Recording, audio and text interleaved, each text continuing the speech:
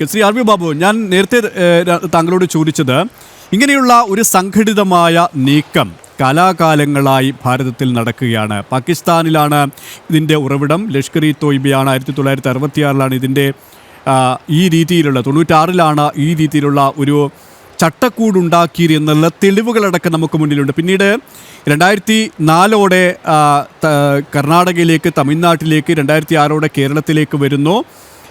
പിന്നീട് ഇത് ഓരോന്നോരോന്നായി ആസൂത്രിതമായി ചില സംഘടനകൾ ഏറ്റെടുക്കുകയും തീവ്ര ഇസ്ലാമിക സംഘടനകൾ അത് ആ ലവ് ജിഹാദ് എന്ന രീതിയിൽ, പ്രണയക്കെണി എന്ന രീതിയിൽ കൃത്യമായി ഉപയോഗിക്കുകയും ചെയ്തിട്ടുണ്ട് എന്നതിന് കൃത്യമായ കണക്കുകളുണ്ട്. എത്ര പേരെ മതം മാറ്റി, എപ്പോഴൊക്കെ മതം മാറ്റി എന്നത് ആ ചിത്രം തന്നെ നമുക്ക് മുന്നിലുണ്ട്. പക്ഷേ ഇവിടെ ഇതൊന്നുമില്ല, ഒരു തെളിവുകളുമില്ല. ഇതൊക്കെയും സംഘപരിവാർ അജണ്ടയാണെന്ന് വരുത്തി തീർക്കാനുള്ള ഒരു ആസൂത്രിത നീക്കമാണ്.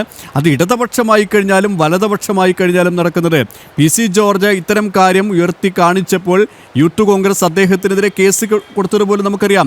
ഇവിടെ ലവ് ജിഹാദ് ഇല്ല, അല്ലെങ്കിൽ പ്രണയക്കെണിയില്ല എന്ന് സ്ഥാപിച്ചെടുക്കാൻ അവിടെ വലതു മുന്നണിയും ഇടതു മുന്നണിയും ഒരുമിച്ച് നിൽക്കുകയാണ്. അങ്ങനെ സംഘടിതമായ ഒരു ക്രൂരകൃത്യത്തെ പൊതുസമൂഹം ഒന്നിച്ച് എതിർക്കേണ്ട ഒരു അനിവാര്യത ഉണ്ടാകുമ്പോഴും അവിടെയും വോട്ട് ബാങ്ക് രാഷ്ട്രീയം മാത്രമാണ് ഇവർ മുന്നിൽ കാണുന്നത്, അല്ലേ? തീർച്ചയായും ഞാൻ പറഞ്ഞു വന്നതായിരുന്നു. കേരളത്തിൽ ഇത് ആവർത്തിക്കപ്പെടാനുള്ള കാരണം കേരളത്തിലെ രാഷ്ട്രീയ പ്രസ്ഥാനങ്ങളാണ്, മാധ്യമങ്ങളാണ്. മാധ്യമങ്ങളുടെ പങ്കാണ് ഇതിൽ ഏറ്റവും എടുത്തു പറയേണ്ടത്. കാരണം ഇത്തരം സംഭവങ്ങളൊക്കെ ഉയർത്തി കാണിക്കുമ്പോൾ അതിനെയൊക്കെ അത് ഇസ്ലാമോഫോബിയയാണ്, വെറുപ്പ് ഉൽപ്പാദിപ്പിക്കുകയാണ്, വർഗീയ പ്രചരണമാണ്, ഈ നിലയ്ക്കുള്ള ആക്ഷേപങ്ങൾ ഉന്നയിച്ചുകൊണ്ട് ഇത്തരം കാര്യങ്ങൾക്ക് നേരെ കണ്ണടയ്ക്കുകയും ഈ മത തീവ്രവാദത്തെ പ്രോത്സാഹിപ്പിക്കുകയും ചെയ്യുന്ന സമീപനം ആണ് നമ്മുടെ കേരളത്തിലെ രാഷ്ട്രീയ പ്രസ്ഥാനങ്ങൾ, അതേപോലെ ഒരു വലിയ വിഭാഗം മാധ്യമങ്ങളൊക്കെ സ്വീകരിച്ചു വന്നിട്ടുള്ളത്. ഇപ്പം നമുക്കറിയാം, ഇപ്പോൾ ഇവിടെ ശ്രീ ജലീൽ പറഞ്ഞു ഇതിനകത്ത് മതം എവിടെ, മതം അല്ല, ഇതൊരു റമീസിൻ്റെ ക്രിമിനൽ നടപടിയാണ്. ആ കുട്ടി ആത്മഹത്യ ചെയ്യാൻ കാരണം എന്തായിരുന്നു?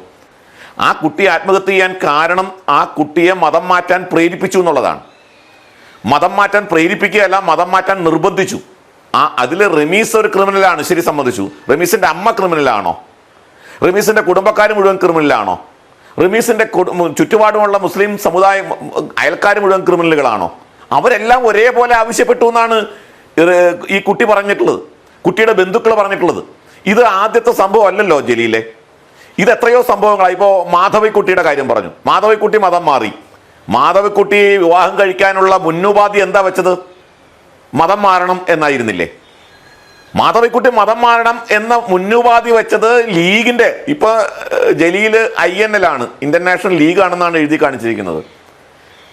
നിങ്ങളുടെ മുസ്ലിം ലീഗ്, നിങ്ങളുടെ തന്നെ കൗണ്ടർ പാർട്ടായിട്ടുള്ള മുസ്ലിം ലീഗ്, ആ മുസ്ലിം ലീഗിന്റെ നേതാവല്ലേ മാധവിക്കുട്ടി മതം മാറിയാൽ വിവാഹം കഴിക്കാം എന്ന് പറഞ്ഞത്, അല്ലേ? ഞാൻ ചോദിക്കട്ടെ, കേരളത്തിലെ ഈ ലവ് ജിഹാദ് കേസിലെ ഏറ്റവും പ്രമുഖമായ ആദ്യത്തെ കേസ്, ലീഗലി ആദ്യത്തെ കേസ് എന്ന് പറയുന്നത് Shehanshah and Sirajuddin versus state of Kerala എന്നുള്ള കേസാണ്. ആ കേസിൽ എന്താണ്? ആ കേസിലും ആ കുട്ടികളെ, 2 ക്രിസ്ത്യൻ പെൺകുട്ടികളെ മതം മാറ്റാൻ വേണ്ടി ആദ്യം അതിന് പ്രണയം നടിക്കുന്നു, അതിനുശേഷം അവരെ ലൈംഗികമായി ഉപയോഗിക്കുന്നു, ആ കെണിയിൽപ്പെടുത്തിയിട്ട് അവരോട് മതം മാറാൻ പറയുന്നു. അത്തരം ഹരാസ്മെന്റുകൾ നടന്നില്ലേ?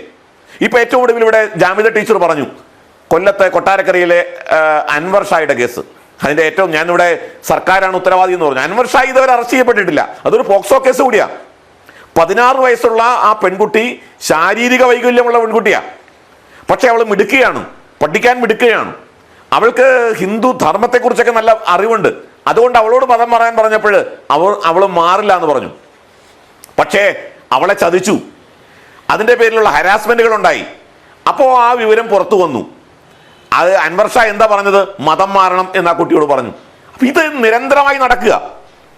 ഇത് എത്രയോ കേസുകളായിട്ട് നടക്കുന്നു. ഇതൊന്നും നടക്കുന്നില്ല. ഇതൊക്കെ ഏതെങ്കിലും ഒരു ക്രിമിനൽ സ്വഭാവത്തിൽ സംഭവിക്കുന്നതാണ് എന്ന് പറഞ്ഞാൽ അത് അങ്ങനെ തന്നെ വിഴുങ്ങാൻ കേരളീയർക്ക് സാധ്യമല്ല. ഇവിടെ കേരള സ്റ്റോറി ചർച്ച ചെയ്യപ്പെട്ടു വീണ്ടും ഈ അടുത്ത ദിവസം. കേരള സ്റ്റോറിയിൽ പറഞ്ഞത് എന്തായിരുന്നു? ഈ തരത്തിൽ ആസൂത്രിതമായി പ്രണയത്തെ മതം മാറ്റത്തിന് ഉപയോഗിക്കുന്നു. ഇവിടെ ശ്രീ ജലീൽ പറഞ്ഞു, ആരിഫ് ഹുസൈനെ കൗണ്ടർ ചെയ്തുകൊണ്ട് പറഞ്ഞു മതം ഇതിന് ഘടകമല്ല എന്ന്. ഞങ്ങൾ പറയുന്നു, മതവിശ്വാസത്തിന് അനുസൃതമായിട്ടാണ് ഇത്തരം ആളുകൾ, മുസ്ലിങ്ങളിൽ എല്ലാവരും അങ്ങനെ പെരുമാറുന്നു എന്ന് ഞങ്ങൾ വിചാരിക്കുന്നത്. കാരണം ഇസ്ലാം മതത്തിൽ ഉള്ള എല്ലാവരും ഖുർആൻ അനുസരിച്ച് പെരുമാറിയാൽ നമ്മുടെ ഇന്ത്യ രാജ്യത്ത് ബാക്കിയുള്ള മതവിഭാഗങ്ങൾക്ക് ജീവിക്കാൻ കഴിയില്ല. ബാക്കിയുള്ള മതവിഭാഗങ്ങൾ ഉണ്ടാവില്ല. കാരണം അങ്ങനെയുള്ള ആളുകളെയൊക്കെ എങ്ങനെ കൈകാര്യം ചെയ്യണം എന്ന് ഖുറാനിൽ എഴുതി വെച്ചിട്ടുണ്ട്. അപ്പോൾ ഖുറാൻ അനുസരിച്ച് എല്ലാ മുസ്ലിങ്ങളും ജീവിക്കുന്നില്ല. അത് വളരെ സന്തോഷകരമായ കാര്യമാണ്, നമുക്ക് ആശ്വാസകരമായ കാര്യമാണ്. പക്ഷെ ഖുറാൻ അനുസരിച്ച് ചിലർ പ്രവർത്തിക്കുന്നു ജലീൽ. അങ്ങനെ പ്രവർത്തിക്കുന്ന ആളുകൾ അവർ ഇത്തരത്തിലുള്ള പ്രവൃത്തിയിലൂടെ നമ്മുടെ സമൂഹത്തിൽ ഈ ജിഹാദ് നടപ്പാക്കിക്കൊണ്ടിരിക്കുന്നു. അത് ലവ് ജിഹാദ് ആകാം, അത് നെക്കോട്ടിക് ജിഹാദ് ആകാം, അത് ലാൻഡ് ജിഹാദ് ആകാം.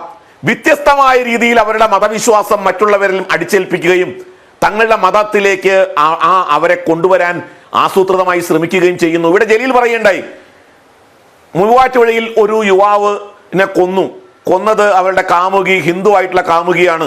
അവിടെ എന്താ മതം കാണാത്തെ? അവിടെ മതം ഘടകമായിട്ടില്ല. ആ പെൺകുട്ടി ആ യുവാവിന് വിഷം കൊടുത്തത് അയാൾ മുസ്ലിം ആയതുകൊണ്ടായിരുന്നോ? അല്ലെങ്കിൽ ആ പെൺകുട്ടിയുടെ മതത്തിലേക്ക് അയാൾ മാറാത്തത് കൊണ്ടായിരുന്നോ? അല്ലല്ലോ, അവിടെ മതം ഘടകമല്ല. വീരപ്പന്റെ ഉദാഹരണം പറയുന്നു. വീരപ്പൻ എന്താ ഏതെങ്കിലും മതത്തിന്റെ അടിസ്ഥാനത്തിലാണോ പ്രവർത്തിച്ചിരുന്നത്?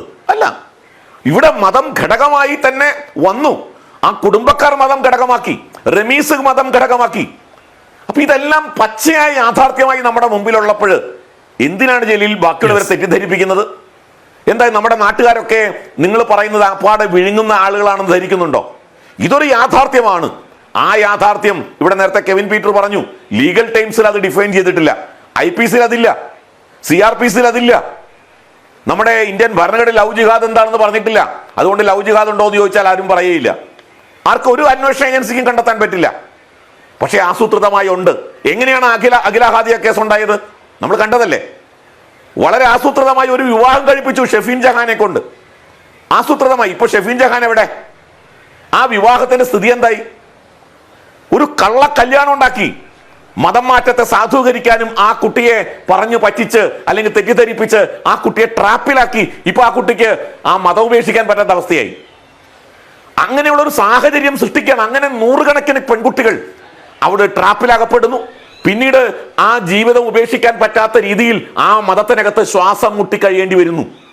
പല കാരണങ്ങളെ കൊണ്ട് ശ്വാസം മുട്ടിക്കഴിയേണ്ടി വരും. കാരണം അത് പുറത്തു പറയാൻ നിവൃത്തിയില്ല.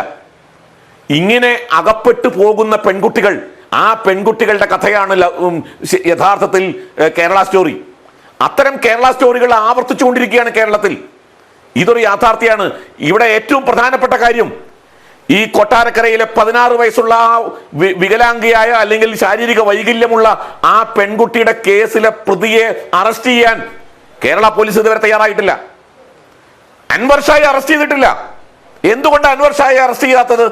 അൻവർ ഷായെ അറസ്റ്റ് ചെയ്യുന്നില്ല കാരണം അൻവർ ഷായെ സംരക്ഷിക്കാൻ നമ്മുടെ നാട്ടിലെ രാഷ്ട്രീയക്കാരുണ്ട്. വോട്ട് ബാങ്ക് രാഷ്ട്രീയം, അത്തരത്തിലുള്ള സംരക്ഷണം തന്നെയാണ് ഇത്തരക്കാർക്ക് വളക്കൂറുള്ള മണ്ണായി കേരളത്തെ മാറ്റിയെടുത്തുകൊണ്ടിരിക്കുന്നത് എന്നുള്ള യാഥാർത്ഥ്യം കൂടിയിട്ട്